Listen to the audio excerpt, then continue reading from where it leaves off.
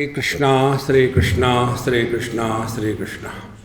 गुरुर्ब्रह्मा गुरुर्विष्णुः गुरुर्देवो महेश्वरः गुरु साक्षात् परं ब्रह्म तस्मै श्री गुरवे नमः। तस्मै श्री गुरवे नमः। Let us read verse 5 onwards. अखंडैकरसो Brahma अखंडैकरसो हरिः अखंडैकरसो रुद्र अखंडैकरसोऽस्म्यहम् अखंडैकरसो यात्मा अखंडैकरसो गुरुः अखंडैकरसं लक्ष्मम् अखंडैकरसं महः अखंडैकरसो देहः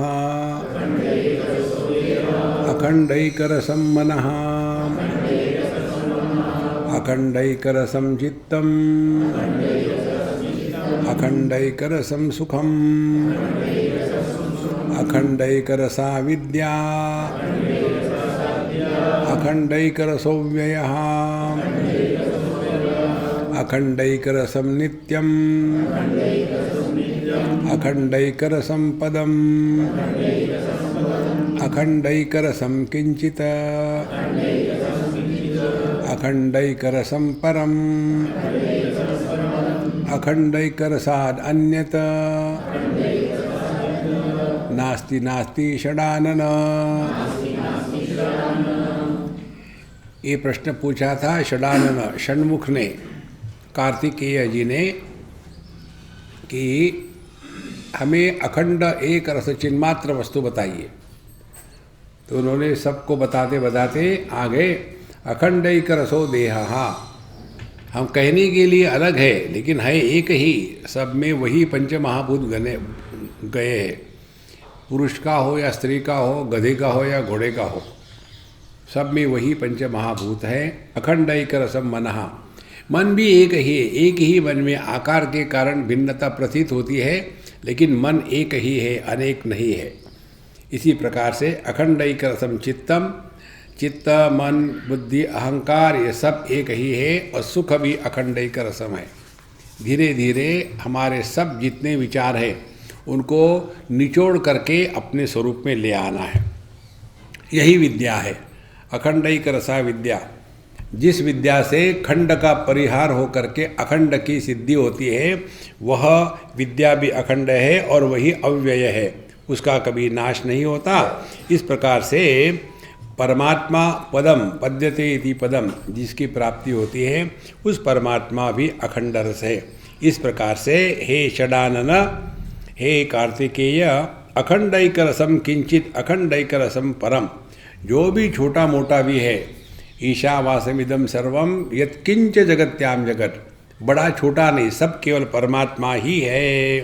अखंड का रसाद न अन्यत अस्ति, इसीलिए परमात्मा के सिवा इस जगत में और कुछ नहीं है, केवल परमात्मा ही है। देखो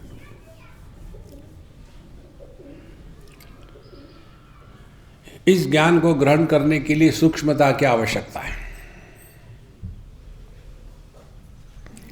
और सूक्ष्मता को समझते हैं। आकाश सबसे सूक्ष्म है, पृथ्वी से सूक्ष्म जल, जल से सूक्ष्म अग्नि, अग्नि से सूक्ष्म वायु, वायु से सूक्ष्म आकाश।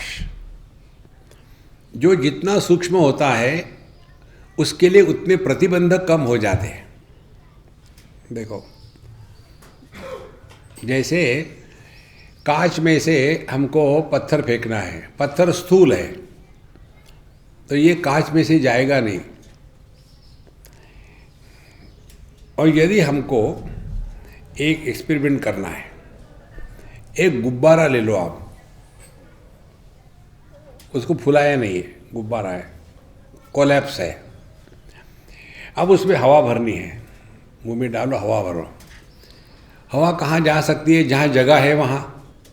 सॉलिड पत्थर में तो आप हवा नहीं भर सकते, गुब्बारे में भी अंदर में जगह नहीं है, फिर भी जब हवा भरते हैं तो वहाँ जगह कहाँ से आती है? चिंतन करो। तो गुब्बारे की जो दीवार है उसमें से आकाश प्रवेश करता है। आकाश के प्रवेश के लिए कोई भी प्रतिबंध नहीं है। देखो महाराज, हवा का प्रवेश करना है तो छेद चाहिए, और आकाश को कहीं प्रवेश करना है तो किसी की आवश्यक कोई प्रतिबंध नहीं है। इसीलिए हवा से, बाकी महाभूतों से आकाश सूक्ष्म है। और आगे चले जाओ।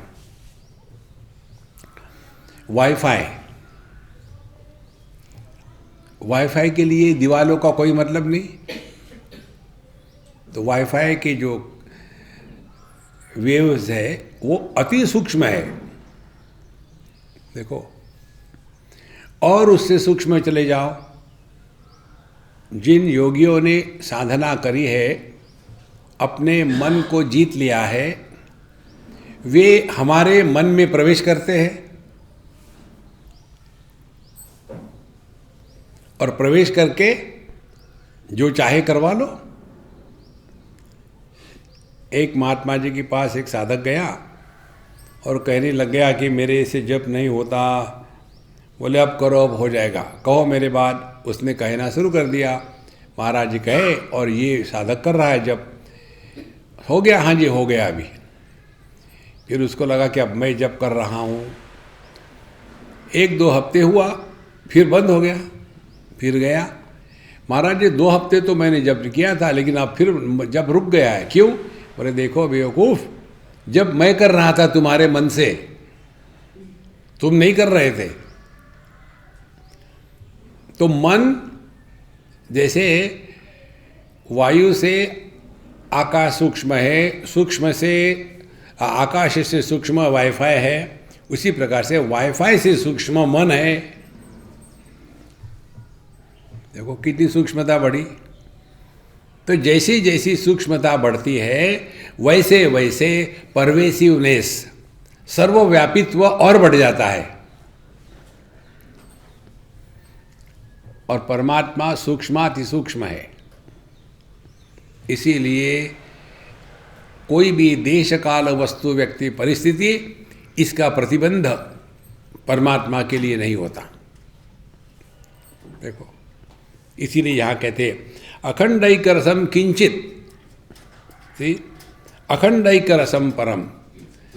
ये सूक्ष्माति सूक्ष्म है। देखो, ये बताने के लिए अनेक मंत्रों का भिन्न भिन्न प्रकार से उपयोग होता है। इसी में हमने देखा था बिंदु नाद कलातीत। कला स्थूल है आकार, नाद कला से सूक्ष्म है, बिंदु उस नाद से भी सूक्ष्म है, अतीत इससे भी जो सूक्ष्म है, तस्मै श्री गुरवे नमः। तो जितनी हमारी ज्ञान की सूक्ष्मता बढ़ेगी उतना हम सहज रहने लगेंगे। कितनी सहजता? जितनी सहजता से आकाश रहता है।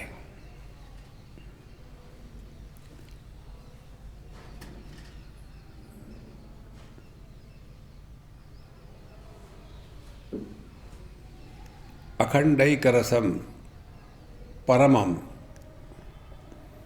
इसमें खंड नहीं हो सकता। जैसे आकाश में खंड नहीं होते।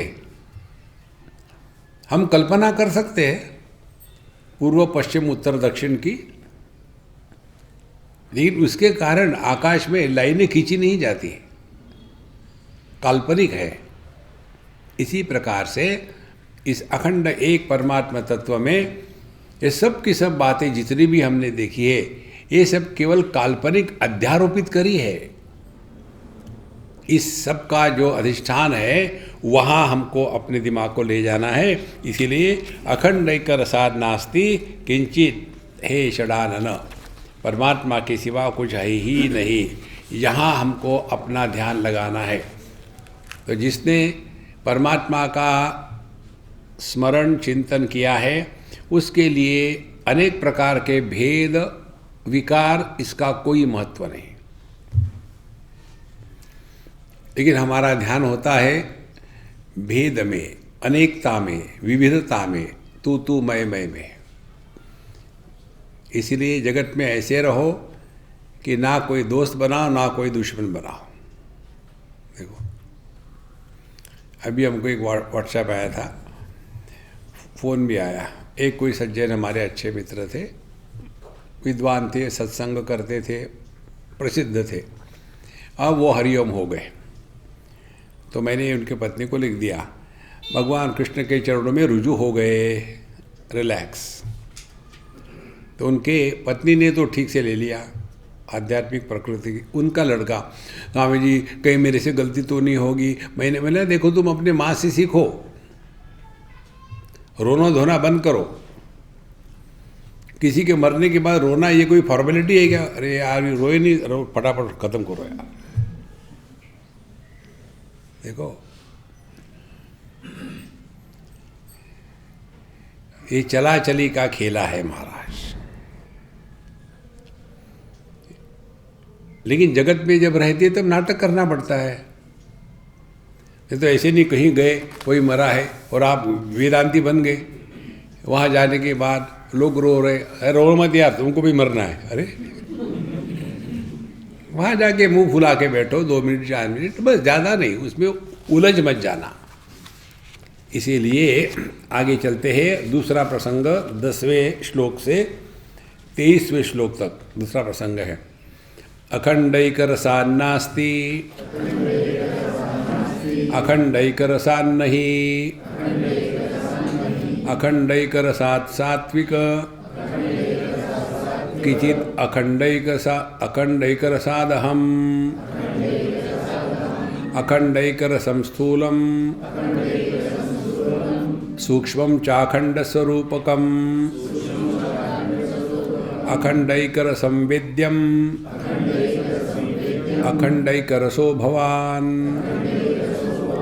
अखंडैकरसं गुह्यम् अखंडैकरसादिकम् अखंडैकरसो ज्ञाता अखंडैकरसा स्थितिः अखंडैकरसा माता अखंडैकरस पिता अखंडैकरसो भ्राता अखंडैकरस पतिः अखंडैकरसं सूत्रम् अखंडैकरसो विराट अखंडैकरसं गात्रम् अखंडैकरसं शिरः अखंडैकरसं चान्तर अखंडैकरसं बहिः अखंडैकरसं पूर्णम् अखंडैकरसामृतम् अखंडैकरसं गोत्रम् अखंडैकरसं गृहम् अखंडैकरसं गोप्यम् अखंडैकरसशशिः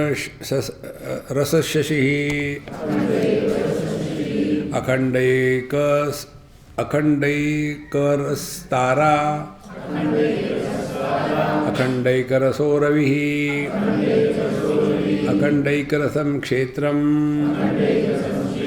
अखंडैकरसा क्षमा अखंडैकरसः शान्त अखंडैकरसो गुणः अखंडैकरसः साक्षी अखंडैकरसः सुहृत् अखंडैकरसो बन्धुः अखंडैकरसः सखा अखंडैकरसो राजा अखंडैकरसं पुरम् अखंडैकरसं राज्यम् अखंडैकरसा प्रजा अखंडैकरसं तारम् अखंडैकरसो जपः अखंडैकरसं ध्यानम् अखंडकैरसं परपदम् अखंडैकरसं ग्राह्यम् अखंडैकरसं महत् अखंडैकरसं ज्योतिः अखंडैकरसं धनम् अखंडैकरसं भोज्यम् अखंडैकरसं हविः अखंडैकरसो होमः अखंडैकरसो जपः अखंडैकरसः स्वर्गः अखंडैकरसा स्वयं।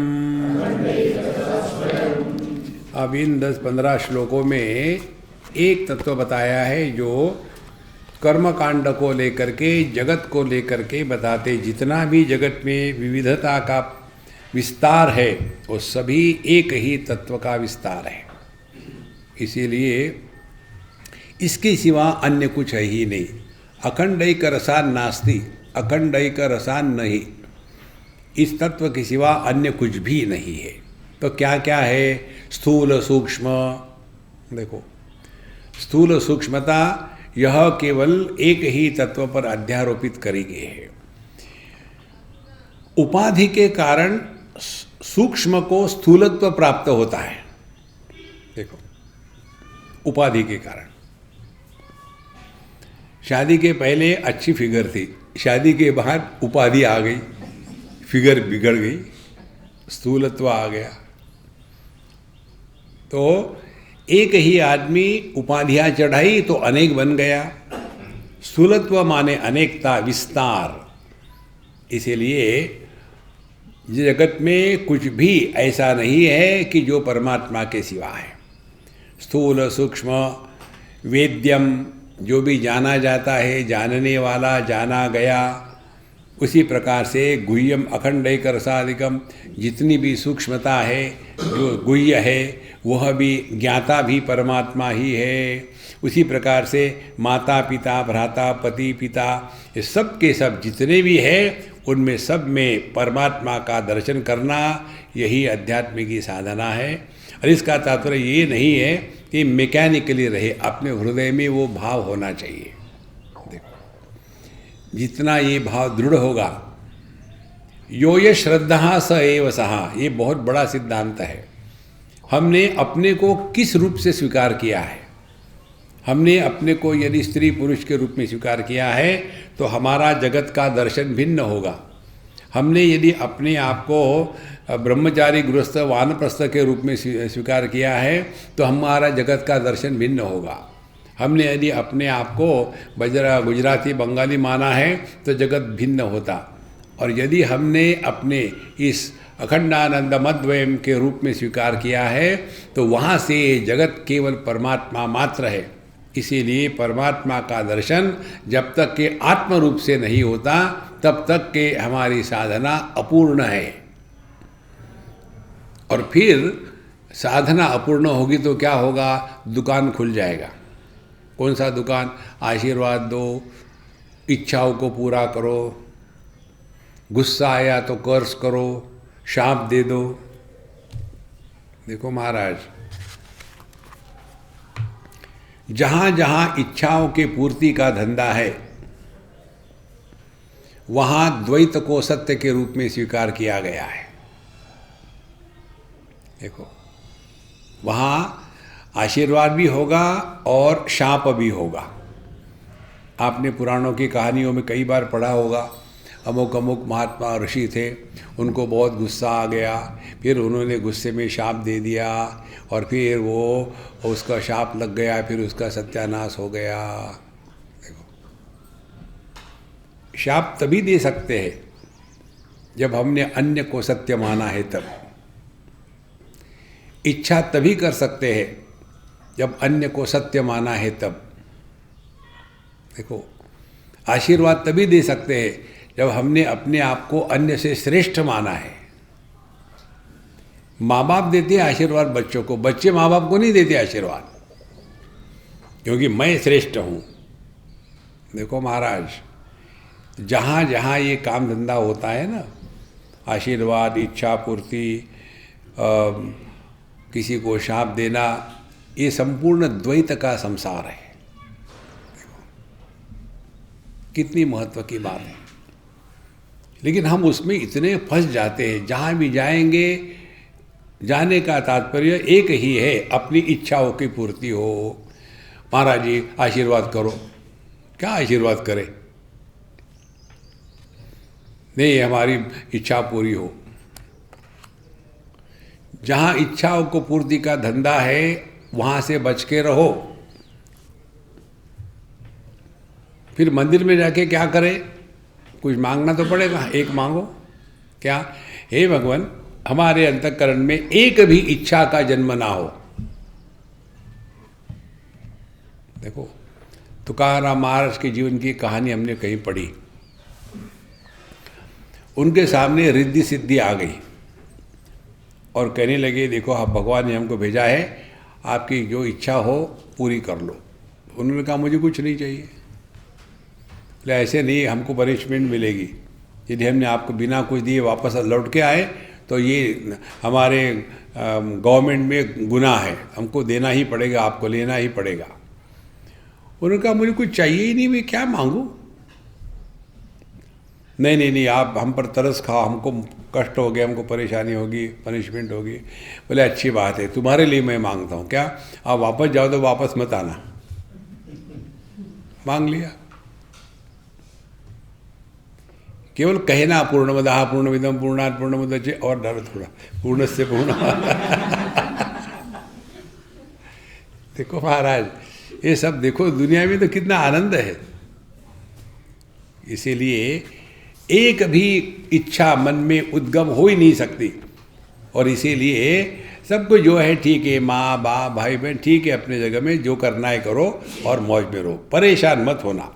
देखो मनुष्य को ऐसे लगता है कि मेरे कारण किसी का अच्छा बुरा हुआ, किसी के कारण किसी का अच्छा बुरा होता नहीं। हर एक व्यक्ति अपने ही कारण सफर होता है। देखो इसीलिए अखंडैक रसम सूत्रम, अब ये रिश्ते नाते निकाल दिए, अब आ गए सूत्र। सूत्र माने हिरण्यगर्भ, सूत्रात्मा। यह जगत कारण कार्यात्मक होता है। देखो जब आता है ना गीता में, उपनिषद में, भूमिरापो नलो वायु खम मनो बुद्धिरेव च अहंकार इति यम में भिन्ना प्रकृतिरष्टधा। यह अष्टधा प्रकृति कारणात्मिका है। पंच महाभूत सबके लिए कारण है, और ये पंच महाभूतों के जो तन्मात्र है ये सबके लिए सामान्य है। शब्द स्पर्श रूप रसगंध, कारणात्मिका। और इस कारणात्मिका प्रकृति से फिर इंद्रिय बनते हैं, तो ये इंद्रिय भी सबके लिए सामान्य है। उसी प्रकार से कर्मेंद्रिय बनते हैं, फिर मन बुद्धि चित्त अहंकार ये सब बनते हैं। और इसमें फिर परमात्मा का प्रतिबिंब पड़ा तो उसको जीव भाव कहते हैं। देखो तो परमात्मा, ये पंच महाभौतिक सृष्टि, सभी ज्ञानेन्द्रिय कर्मेंद्रिय और जीव भाव, ये सभी की सभी प्रकृति है। ठीक, दो प्रकार की, एक अपरा प्रकृति है, दूसरी परा प्रकृति है। अष्टधा प्रकृति अपरा है और परा प्रकृति जीवभूता एकधा है, अनेक नहीं है। देखो, और फिर इन दोनों के कारण संसार शुरू होता है। तो इन दोनों का नियंत्रण कौन करता है, उसको ईश्वर कहते हैं। उसके पश्चात आता है मत्तः परतरम नान्यत् किंचिद अस्ति धनंजय। भगवान कहते हैं कि हे अर्जुन, यह जो कारणात्मिका और कार्यात्मिका प्रकृति है, ये इनका आधार मैं हूँ। मेरे से मेरा कोई कारण नहीं, माने मैं प्रकृति का कार्य नहीं हूँ। मेरे से कोई अन्य नहीं, माने प्रकृति मेरे से स्वतंत्र नहीं है, और मेरा कोई कार्य भी नहीं है, कुछ निर्माण भी नहीं किया। इस प्रकार से जब सूक्ष्मता से चिंतन चलता है, उसमें पता होता है कि जो वैयक्तिक स्थूल देह है, समष्टि स्थूल देह, उसको विराट कहते हैं। वैयक्तिक स्थूल देह एक हो गया। फिर वैयक्तिक सूक्ष्म देह, जिसको जीव भाव कहते हैं या सूक्ष्म देह कहते हैं, समष्टि का जिसको हिरण्यगर्भ कहते हैं। तो यह कारण और कार्य ये एक ही तत्व है। यही बात कहते हैं अखंडैक रस अखंडैक रसम सूत्रम, तो सूत्रात्मा और अखंडैक रसो विराट। उसी प्रकार से अखंडैक रसम गात्रम, अखंडैक रसम शिरः, तो जितने भी गात्र है इत्यादि ये सब एक ही तत्व की अभिव्यक्ति है। इस प्रकार से अखंडैक रसम आंतर बहिर, तो अंदर बाहर यह उपाधि के कारण लगता है। जैसे हम कमरे के अंदर है और हमारे जूते बाहर है, तो ये अंदर बाहर की कल्पना एक देह को मानने से होती है। वास्तव में देखा जाए उपाधियों का त्याग कर दो तो अंदर बाहर यह भ्रांति है। जब ये बात समझ में आ जाएगी ना दिमाग में कि संसार क्या है, जिस अनुभूति में अंदर और बाहर इसको सत्य के रूप में स्वीकार किया है, वहाँ से संसार शुरू हो गया। सुषुप्ति में अंदर बाहर का चक्कर नहीं है, वहाँ संसार नहीं।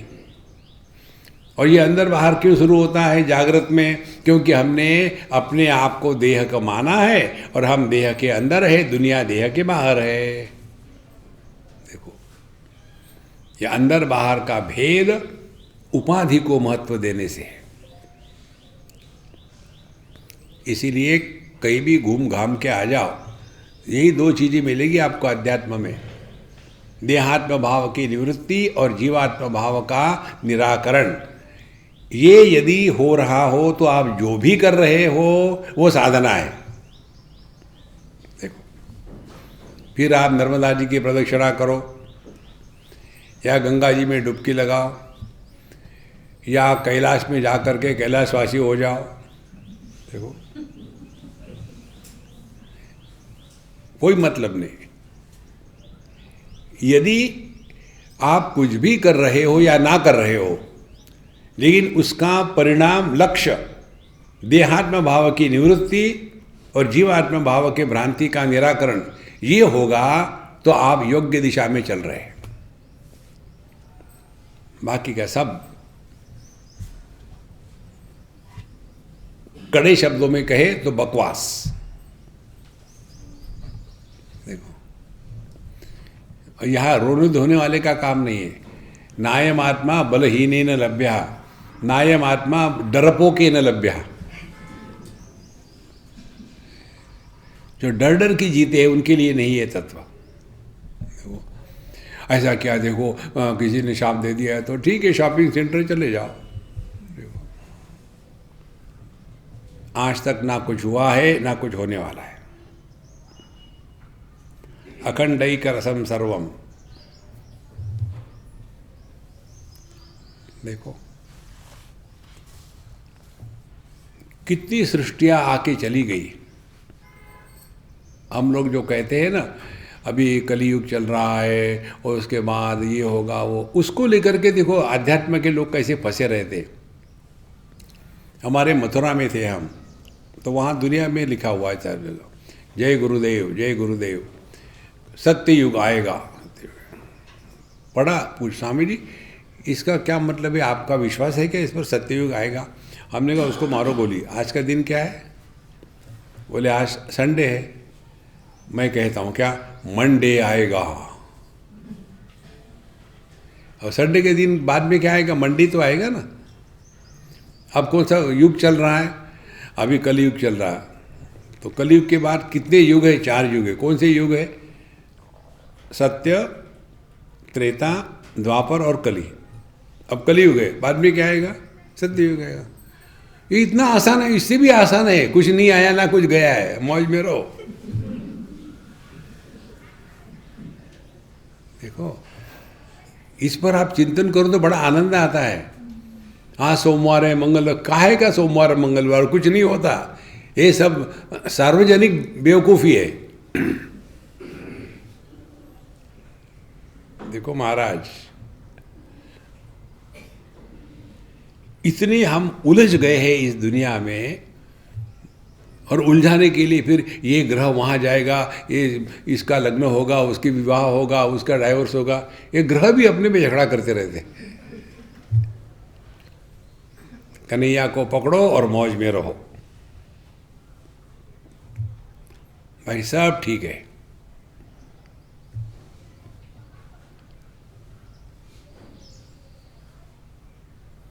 अखंडैक रसम। देखो, रसम का तात्पर्य बताया आपको हमने, इसका कोई कारण नहीं, या ऐसा ही है बस। फिर क्या करे, 12:30 की घंटी का रहा देखो।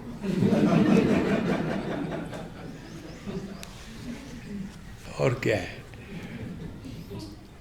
अखंडैक रस अंतर अखंडैक रसम बही अखंडैकम पूर्णम अखंडैक रसम अमृतम। तो अंदर बाहर ये सब औपाधिक है, वास्तविकता कुछ नहीं। इसका सूक्ष्मता से ही चिंतन हो सकता है। बाहर के आकाश के जो गुण है वो सबको आधार देता है, किसी का तिरस्कार नहीं करता, किसी के द्वारा प्रभावित नहीं होता, वही गुण आकाश के इस कमरे के अंदर में भी है।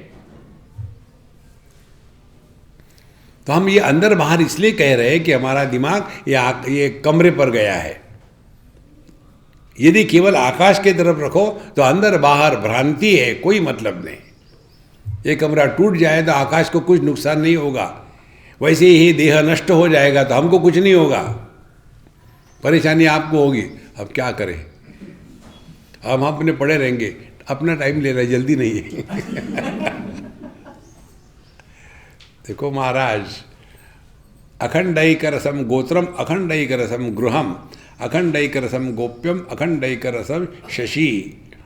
देखो ये सब जो भी है ना, गोत्र है, भारद्वाज गोत्र है, हरित गोत्र है, और क्या क्या है, ठीक है अपने जगह में, इसमें ज़्यादा फंसो मत, अपने आप में रहो महाराज। नहीं तो इसमें इतने उलझ जाते हैं लोग, बाएं हाथ लगाया दाहिना हाथ लगाया। और जितने भी ये कर्मकांडी होते हैं ना, वो उपासना करने वाले डर डर के रहते हैं। बाबा डर के मत जियो, डर के मत जियो। जो डर के जीता है उसकी भगवान पर श्रद्धा नहीं है, जो डर के जीता है उसके ज्ञान में खोट है, जो डर के जीता है उसके इंटेंशंस अच्छे नहीं है। निडर होकर के रहो। निडर का तात्पर्य ऐसा नहीं सामने से हाथी आ रहा मार रहे उसको, ऐसे नहीं, बेवकूफ़ी नहीं है निडर माने। देखो मनुष्य को 6 प्रकार के डर होते हैं। इन 6 डरों से जो मुक्त है वो स्वर्ग में है। देखो, स्थूल देह को डर होता है बुढ़ापे का और मृत्यु का, लेकिन चाहते सभी लंबा जीने के लिए बूढ़े ना हो, तो क्या करें, ब्यूटी पार्लर। एक बच्चे ने मुझे प्रश्न पूछा था, स्वामी जी मम्मी कहती है आपको सब कुछ आता है, बताइए ब्यूटी पार्लर किसको कहते। तो उसकी माँ ने उसको डांटा। हमने कहा डांटो मत, उसने प्रश्न पूछा, तुम नहीं बताया मुझे सब कुछ आता है, अब मुझे बताना ही पड़ेगा। तो बोले बताइए क्या है। हमने ब्यूटी पार्लर वो है जहाँ लड़कियाँ हजाम का काम करती है, वो ब्यूटी पार्लर है। देखो कोई जरूरत नहीं किसी चीज की, मस्त रहो, चुस्त रहो, स्वस्थ रहो, व्यस्त रहो, जीवन सहज बन जाता है। जब हम इस सिद्धांत को लेके चलेंगे ना, तो आपको ना किसी के सामने कोई सिद्ध करना है, ना किसी से कुछ पूछना है, ना बताना है।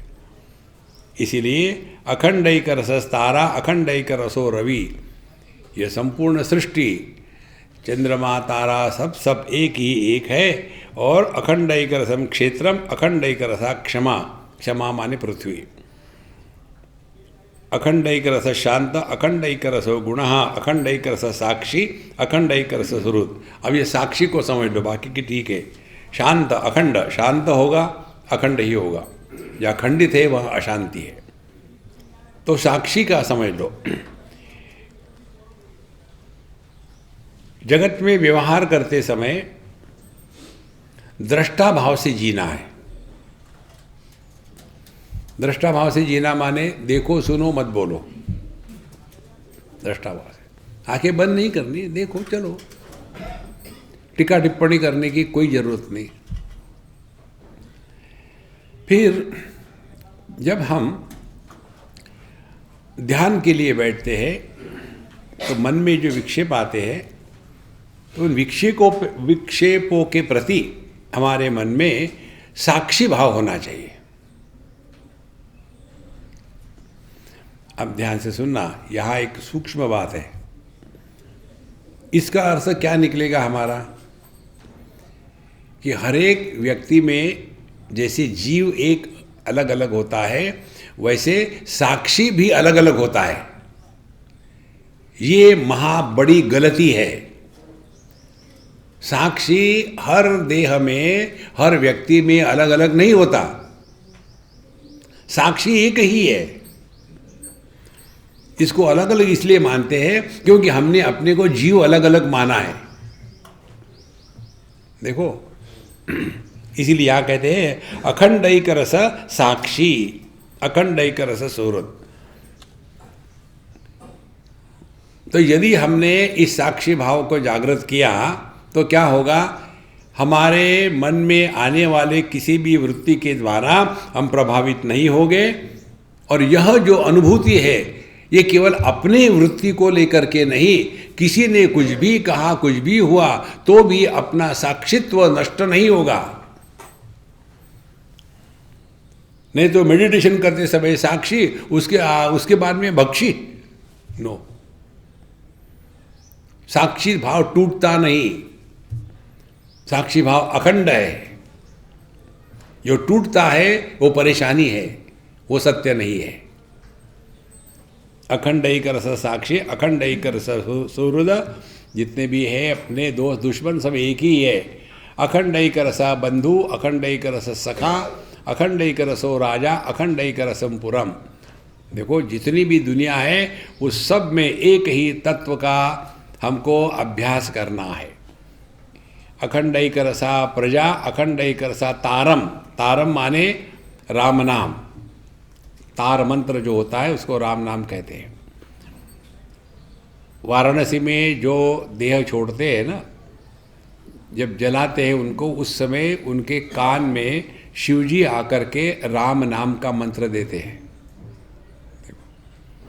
इसीलिए गुजराती लोग कहते हैं कि सूरज ना जमन और काशी में मरण, दोनों जगह, वहाँ भी मीठा वहाँ भी मीठा। राम नाम मीठा है ना, कड़वा नहीं है। देखो, तो तारक मंत्र जो है ये राम का मंत्र है। इसीलिए हम लोग जो राम रक्षा का पाठ करते हैं ना, उसका देखो प्रभाव आपके जीवन में कब होगा आपको पता भी नहीं चलेगा। अत्यंत सूक्ष्म है ये। यदि सिंसियरली करो तो देखो कितना फर्क हो जाता है।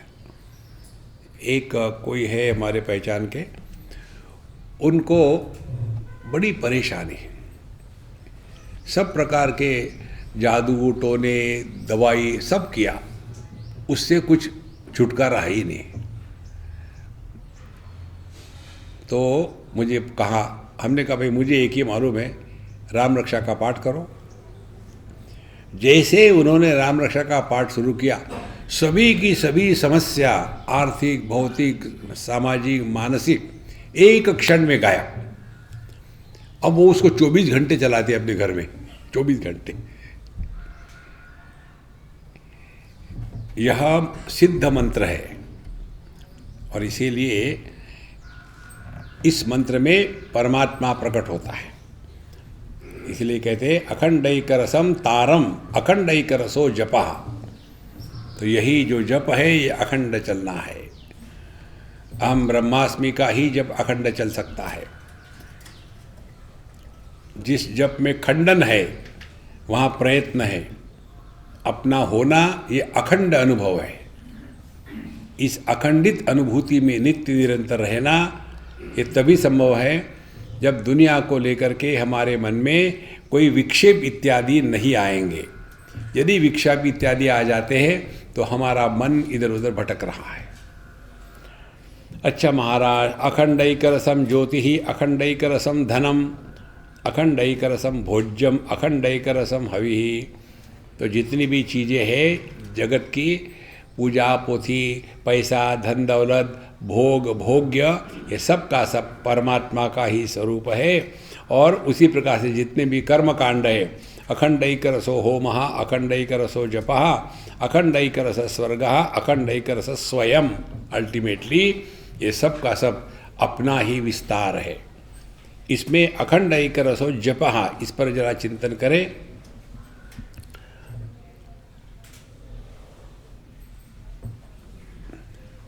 जप साधना जो है ये स्थूल से सूक्ष्म के तरफ चलने का मार्ग है।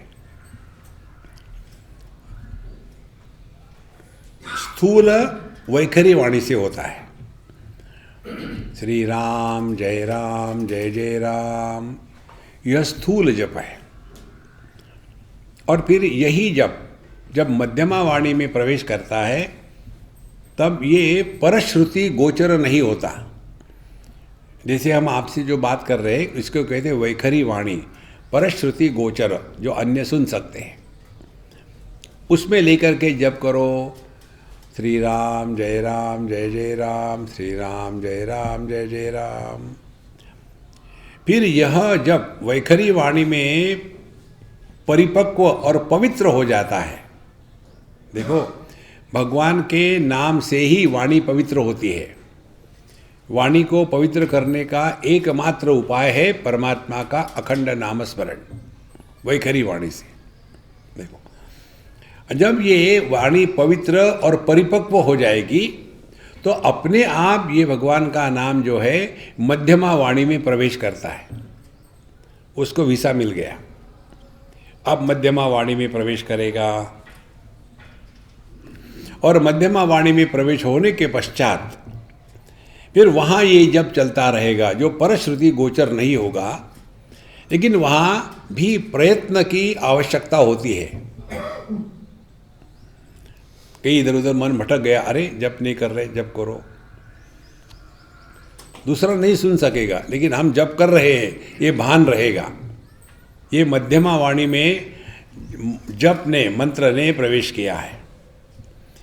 इसके पश्चात जब यह मध्यमा वाणी भी परिपक्व और पवित्र हो जाती है भगवान के नाम से, तब यह जो मंत्र जप है ये पश्यंती वाणी में प्रवेश करता है। पश्यंती वाणी में प्रवेश करने का तात्पर्य, पश्यंती वाणी मन की वो स्थिति है जहाँ शब्द और उसका अर्थ अभी अलग अलग नहीं हुए।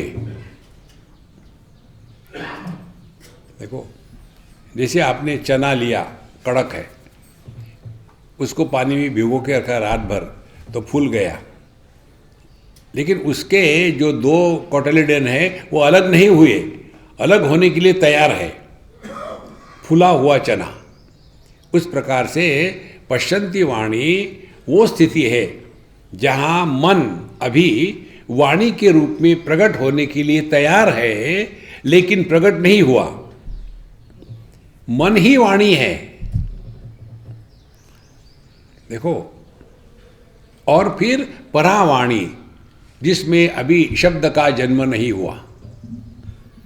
तो जप साधना जो है, ये जप साधना हमको वैखरी से निकल करके मध्यमा में, मध्यमा से निकल करके पश्यंती में, और पश्यंती से निकल करके परावाणी में पहुंचने का एक मार्ग है। जप साधना का ये सूक्ष्म रूप है। लेकिन ये जप करते समय व्यक्ति को अत्यंत सावधान रहना है। सावधानी क्या है? हमको कुछ नहीं चाहिए, केवल प्रेम के लिए ले रहे हैं। जो कुछ कर ही नहीं सकते उनके लिए अनुष्ठान बताते हैं, आप अनुष्ठान कर लो। अनुष्ठान में आदमी स्वयं को बांध लेता है कि मैं 24 लाख गायत्री का जप करूंगा। उसके नियम है, सुबह इतने बजे उठना, ठंडे पानी से नहाना, पानी में खड़े होकर के करना, ये, और अपने आप को बांध बूंद करके करते हैं। एक तो ये प्रकार है। दूसरा, समझदारी से करो, आराम से, बिल्कुल शांति से, कोई किसी को कमिटमेंट नहीं है, पूर्ण परिपूर्ण समर्पण है प्रभु चरणों में। देखो, तो ऐसा जब करेंगे धीरे धीरे, जैसे ओम नमः शिवाय, ओम नमः शिवाय, ओम नमः शिवाय, धीरे धीरे चल रहा है। कोई जल्दी नहीं, कोई गिनती नहीं रखनी, किसी को बताना नहीं, आराम से चल रहा। धीरे धीरे मन विक्षेपों से मुक्त हो जाता है। और फिर यही जो मंत्र पहले वैखरी वाणी में चल रहा था, ये धीरे धीरे ये भी शांत होकर के मध्यमा में प्रवेश करता है। मध्यमा वाणी में शब्द और अर्थ दोनों ही केवल विचारात्मक वृत्त्यात्मक होते हैं। वहाँ ओम नमः शिवाय यह वृत्ति है और ओम नमः शिवाय यह परमात्मा है, दोनों एक ही है। इसमें फिर चलता रहेगा जब। और जो व्यक्ति मध्यमा वाणी में प्रवेश करता है, ध्यान से सुनना, उसको अपने आप से बोलने की आदत छूट जाती है। हम सभी के सभी इसी के मारे हुए हैं, अपने आप से बोलते रहते कौ लेके कोई पोल्ट्री फार्म खुल गया है। मध्यमा में जप को लाना है, तो फिर मध्यमा में जप आने से फिर वो अखंडित हो जाता है, खंडित नहीं होता, अखंडित रहता है। और ये चलते रहो, हरी इच्छा से चलते रहो, और फिर ये भी शांत हो जाता है। और फिर हम उस मंत्र के अर्थ को ग्रहण करते हैं। मंत्र के अर्थ को ग्रहण किया, इसी को कहते हैं उस संत के माध्यम से अब परमात्मा प्रकट हो रहे हैं। पश्यंती वाणी में पहुंचना, यह परमात्मा को अपने में आह्वान करके प्रकट होने का मौका देना। साधु संत इनका निवास पश्यंती वाणी में होता है। इसीलिए वो जो कहते हैं हो जाता है, क्योंकि उनका संकल्प और संकल्प का अर्थ यह भी अलग अलग नहीं है। देखो, यहाँ तक साधना है, इसके परे हरि इच्छा, क्योंकि इसके परे इच्छा करने वाला ही गायब हो जाता है। कितनी सहज साधना है। इसीलिए भगवान का नाम सभी शास्त्रों में, सभी धर्मों में बताया है। भगवान कृष्ण भी कहते हैं यज्ञानाम जप यज्ञोस्मि। ये जो भगवान का नाम का जप करना है वो इस प्रकार से करना है, और इसका प्रभाव अपने मन पर पड़ना चाहिए। और यदि मन पर प्रभाव पड़ रहा है तो आपका मन शांत रहेगा, विक्षेपित नहीं रहेगा, सहजता आएगी जीवन में। Spontaneity is the expression of divinity. जब हमारी दृष्टि नॉर्मल होती है तो जैसे खोला आंखों को सब देख लिया, नॉर्मल है। इसी प्रकार से जो स्वरूप में निष्ठावान है उनमें सहजता आ जाती है। सहज, जो माने जन्म, इस सहजता के साथ ही वो रहते हैं। देखो, इसीलिए अखंडैक रसो जपः अखंडैक रस स्वर्गः। फिर स्वर्ग भी अखंड है। ना तो बुढ़ापे को, मृत्यु को लेके डर है, ना तो भूख प्यास को लेके डर है, ना तो शोक मोह को लेकर के डर है। अभयम सत्व संशुद्धि ज्ञान योग व्यवस्थिति, भगवद गीता के 16वें अध्याय का पहले श्लोक का पहला शब्द है ये, अभयम सत्व संशुद्धि। जीवन में अभय, यही परमात्मा के प्रति समर्पण का लक्षण है। जो डर डर के जीते हैं उनका भगवान पर भरोसा नहीं है। इसीलिए इस मंत्र का उच्चारण अखंडैक रसो होमः अखंडैक रसो जपः अखंडैक रस स्वर्गः अखंडैक रसा स्वयं। आप देखो, घुमा फिरा करके अपने पास पहुंच गए। ये अपना जो स्वरूप है इसको हमको ग्रहण करना है और हमारे लिए ये अन्य कोई नहीं कर सकता, हमको ही करना है। इसीलिए अपने आप को रिश्ते नातों से ज़रा दूर रखो। जितने भी संग्रह है इससे दूर रखो, ज़्यादा फंसो मत दुनिया में। सबके साथ रहो लेकिन अपनी तार जो लगी है वो एकदम ऊपर लगी हुई है, दुनिया में नहीं। 24वां श्लोक आगे पढ़ेंगे। अखंडैकरसं सर्वं चिन्मात्रमिति भावयेत्, चिन्मात्रमेव चिन्मात्रम् अखंडैकरसं परम् भवर्जित् चिन्मात्रं सर्वं चिन्मात्रमेव हि इदं च सर्वं चिन्मात्रम् अयं चिन्मयमेव हि आत्मभावं च चिन्मात्रम् अखंडैकरसं विदुः सर्वलोकं च चिन्मात्रम् त्वत्ता मत्ता च चिन्मयम्। तो अखंडैकरसं सर्वं चिन्मात्रम इति भावयेत। देखो ये भावयेत जो है ना, ये बहुत महत्व की बात है, मैंने कई बार आपको बताई है। यही भावना करनी है अगेन एंड अगेन। देखो अपने आप को इन सभी रिश्ते नातों से हटाओ।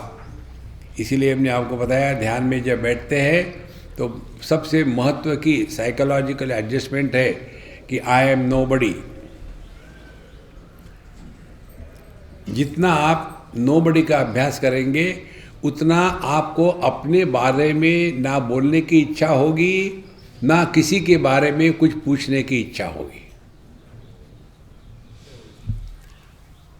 देखो नोबडी का तात्पर्य भूतकाल को हमने दफना दिया है, अब हमको कुछ लेना देना नहीं। देखो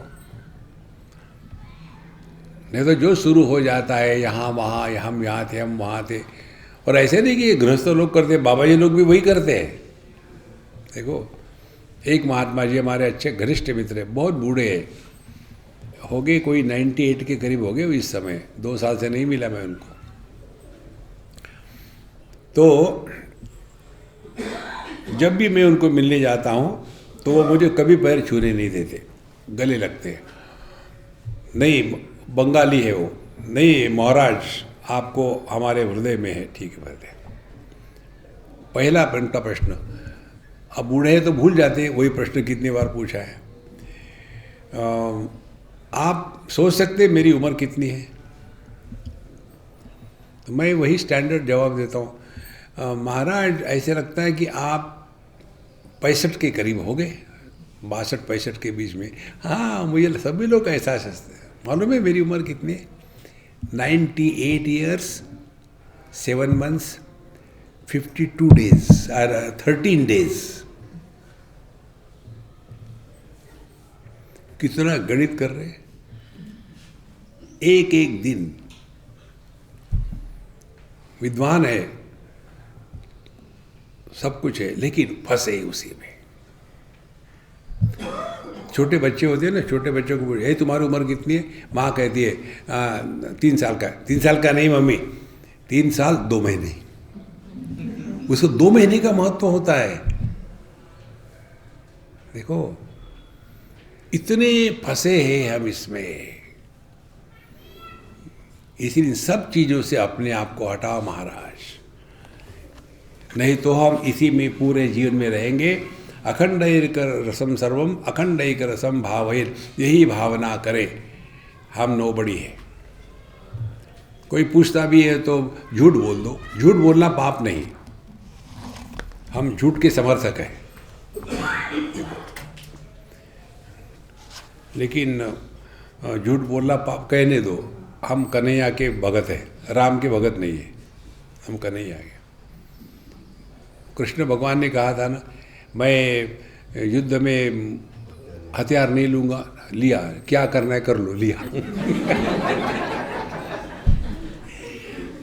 सिंपल बात है, खामो खाम परेशान होते रहे थे। नहीं मैंने कसम खाई, दे रहे, अरे हमने कसम खाई ना, हम तोड़ दी, कौन सी खास बात है उसमें? उसका प्रश्न इशू बना के रहते। देखो, यदि भगवान राम भगवान कृष्ण का आदर्श रखते तो परेशान पड़ते ही नहीं कभी। ठीक है, प्राण जाई पर बचन न जाई, अरे काहे मारो, बोले बचन को, प्राण को बचाओ। अब जो अपने आप को नहीं बचा सकता, दूसरे को क्या बचाएगा? इसीलिए इस चक्कर में मत पड़ो। बिल्कुल सब सिंपल है। अखंडैक रसम सर्वम चिन्मात्रमिति भावयेत, अपने स्वरूप में निष्ठावान होकर के रहना है। तो ना तो अपने बारे में बोलना, ना किसी के बारे में पूछना। आप देखेंगे अपनी आप दुनिया भर की बातें घटी, कभी कोई पूछता भी है तो कोई झूठ बोल के ख़त्म कर डालो। ये भी हमने आपको बताया था, याद होगा तो, जब हम कहते थे कि हमारे पंजाब में, तो पंजाबियों को लगता मैं पंजाबी हूँ, तो स्वामी जी तुसी कितो, अरे हो गई बारे। तो फिर मुझे पूछना पड़ा तुम कहाँ के हो? नहीं हम तो अमृतसर के। नहीं हम जलंधर के, जल के अंदर है। एक ने मुझे पकड़ा। कभी कभी तो आप कहते पंजाब के, कभी कहते मराठी हो, कौन है सच सच बताओ? हमने कहा मैं पराठा हूँ। बाप पंजाबी माँ मराठा, हो गया पराठा। काहे को फंसे हैं इस दुनिया में? निकलो बाबा निकलो। देखो किसी के कहने से कुछ नहीं होता। आपको पता है आप कितने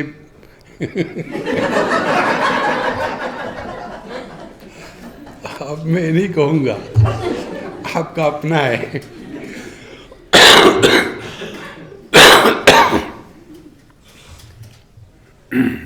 अखंडैक रसम सर्वम अखंडैक चिन्मात्रमिति भावयेत, चिन्मात्रमेव चिन्मात्रम अखंडैक रसम परम। ये शुद्ध जो चैतन्य है यही अखंड है। देखो मन जो है ये खंडित चैतन्य है, क्योंकि मन भी ज्ञान है और चैतन्य भी ज्ञान है। जिस ज्ञान में खंड होता है उसमें अनात्म भाव का प्राधान्य और निर्माण हो जाता है। आप देखिए मन के माध्यम से उपलब्ध ज्ञान में अनात्म भाव निर्माण होता है। जैसे यह पुस्तक है और यह पुस्तक मैं नहीं हूँ, तो जिसका ज्ञान हो रहा है उसके प्रति अनात्म भाव का निर्माण जहाँ हो गया वो मन का खेल है, वो मन का क्षेत्र है। लेकिन चैतन्य में, चिन्मय स्वरूप में यह अनात्म भाव का अभाव होता है। देखो इसीलिए जब कहते हैं चिन्मात्रमेव चिन्मात्रम अखंडम अपरम, तो जिस ज्ञान में अनात्म भाव नहीं है वो अपना स्वरूप है। इसीलिए हम अपने से अन्य है ये भान हो ही नहीं सकता, और अपना ज्ञान हमेशा आत्म रूप से ही होगा। और इसीलिए जहाँ जानना और होना एक है उस अनुभूति को कहते हैं अखंडैक रसम सर्वम चिन्मात्रमिति भावयेत। उसको पकड़ के रखो, जहाँ जानना और होना एक है।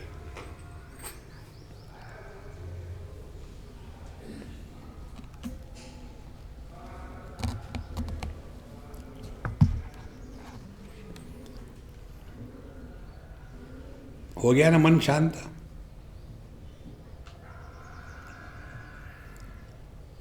कुछ उपलब्धि नहीं इसमें, ना कुछ पाना ना कुछ खोना। इस स्थिति में रह करके लाइफ में टाइम पास करना,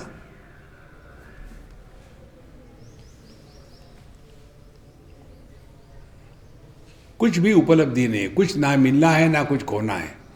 अनंत में ना कुछ डाल सकते हैं ना कुछ निकाल सकते हैं,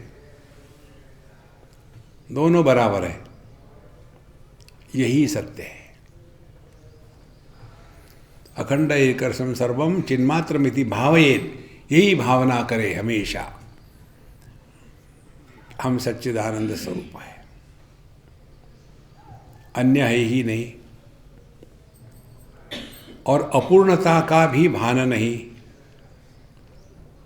तो ना तो हम में अपूर्णता है, ना तो हम अन्य को स्वीकार करते हैं। विचारों के उठने के लिए अपूर्णता का भान होना और अन्य की कल्पना को सत्य मानना आवश्यक है, तभी जाकर के मन में विचार आ सकते हैं। और ये केवल भावना है, मैं अपूर्ण हूं, ये भावना है। बाकी अन्य है, ये भी भावना है। तो ऐसी ही भावना कर रहे हैं हम, तो ऐसी भावना करके देखें कि पूर्णमदः पूर्णमिदं, अपने में कोई कमी नहीं, अपने सिवा कुछ है ही नहीं।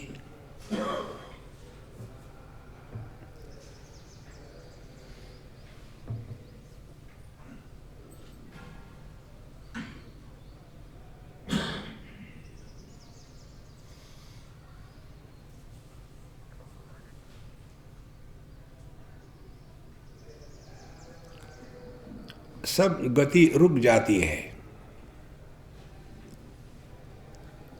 जैसे आकाश सब गतियों का आधार है, लेकिन उसकी कोई गति नहीं।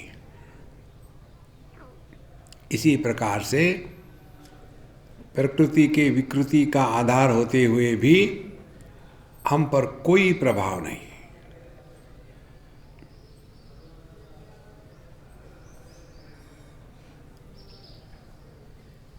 यह अनादि, अविकारी, अनंत, अखंड, चिन्मय सत्ता, यही अपना स्वरूप है।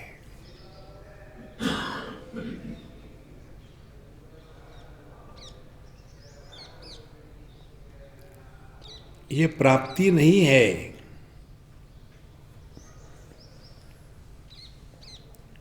ये हमारा स्वरूप है। क्योंकि ये प्राप्त होने की आवश्यकता नहीं, इसके खोने का भी डर नहीं।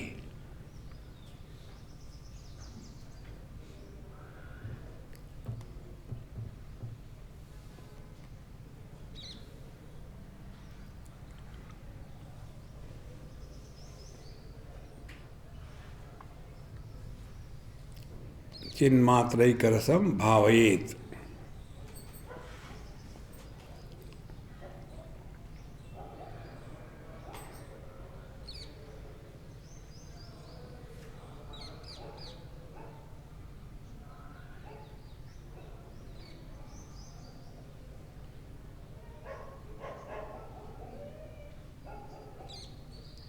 इस अनुभूति को आप शब्दों में बांध नहीं सकते,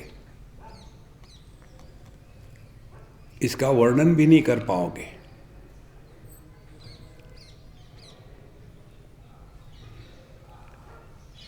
इसी को उपनिषद कहती है, यतो वाचो निवर्तन्ते अप्राप्य मनसा सा।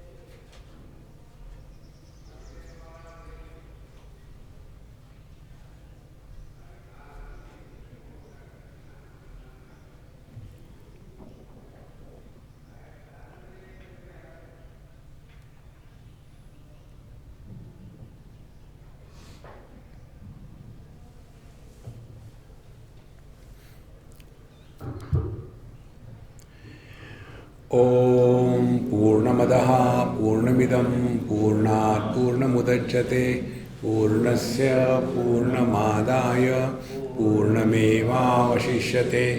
ओम शांति शांति शांति। हरि ओम। श्री गुरुभ्यो नमः। हरि ओम।